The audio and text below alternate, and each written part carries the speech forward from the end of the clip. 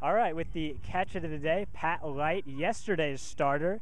And Pat, you went 4 complete, gave up 4 runs, only 2 of them earned, 8 hits in total. What worked yesterday and what didn't work so well?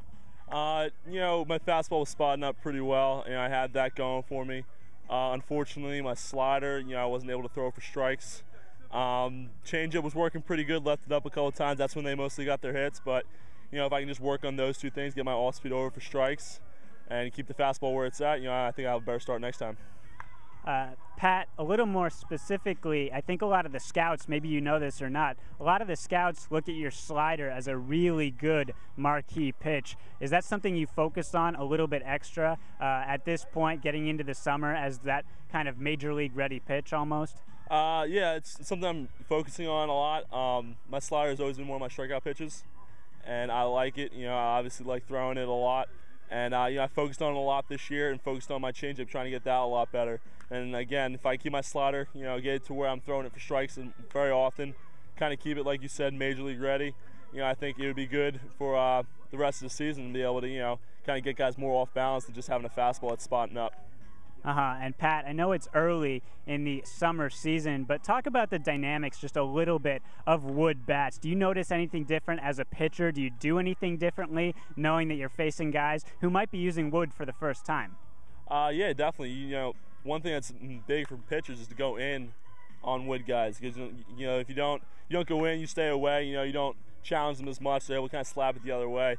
The difference between really wood and metal is, you have the new BB core bats, but for the most part, they really only take away home runs. They don't really take away the cheap hits that you get into the the early part of the outfield. So, with wood, you're able to throw in, get some broken bats, and try to keep them off balance as much as possible.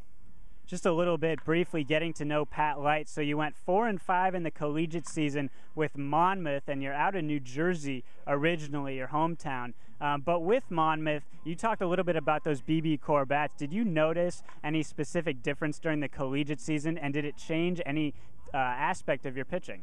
As a pitcher, you're able to go after guys more. You don't have to nibble as much. The biggest difference I saw is, you really had to get a hold of the ball in order to put it out. And so you're able to kind of, miss a little bit more than you were able to my freshman year, where if you missed even a little bit, the guys got, sometimes get jammed and they're able to hit a double off the wall. So, it was just a little bit different like that, able to kind of have a little more leeway out there. Pat, I don't think that scouts would necessarily call you towering, but at 6'6", you're a pretty tall guy. How do you use that to your advantage? Scouts talk about pitching downhill. How do you use your size to your advantage? I like throwing, like you said, the scouts say downhill. I like to throw my fastball on a downward plane because, in high school I relied more on my 2-seam where it moved a lot. Now I don't really have that much anymore, so I use a 4-seam kind of move, make it move downhill, and now I have it stay on the same plane for hitters to be able to hit it pretty easily. And got rained out. Yesterday was going to be the Falmouth debut for this team, but again, against Wareham, you got through 4 innings, and the scoreboard for none of those innings was functional. So it was real difficult for you to tell what the count was, and also our home plate umpire wasn't giving it very often. Did that make any difference to you, or do you just always have the count? Well, most of the time during the game I have the count, but there's some times where I kind of have to think about it, kind of go back through the batter and try to figure out where I'm at. It's not that big of a deal, but at the same time, there's some batters where you just got to go back through the count and kind of figure it out.